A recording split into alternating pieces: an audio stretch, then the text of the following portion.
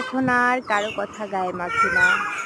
শুধু সকালের স্নিগ্ধ বাতাসই মাখি। তো হচ্ছে আজকে শাশুড়ি মায়ের কথা গায়ে লেগে গেল।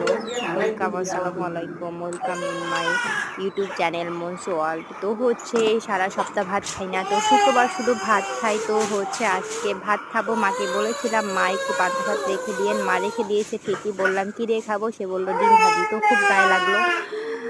গায়ে লাগলো কি করব তাই আ গায়ে কথা লাগিয়ে আর লাভ কি? এই শ্বশুরবাড়িতে হাত না নাড়লে পেট ভরে না আমার বাবার উপদেশ। তো হচ্ছে আমি চলে আসলাম কিচেনে আর ফ্রিজে পেয়ে গেলাম তেলাপিয়া মাছ সেটা ভাজবো তাই নুন হলুদ মাখিয়ে রেখেছি। আর এইদিকে চিংড়ি মাছ কেটে নিয়েছি এটা ভাজবো। তো আ আর হচ্ছে ডিম ভাজবো, সবকিছু ভাজবো আজকে ভেজে সব ভেজে ফেলবো। ভেজে এই যে পেঁয়াজ, রসুন সব ভাজবো, কাঁচামরিচ ভাজবো, শুকনা মরিচ ভাজবো, তারপর পান্তা ভাত দিয়ে খাবো।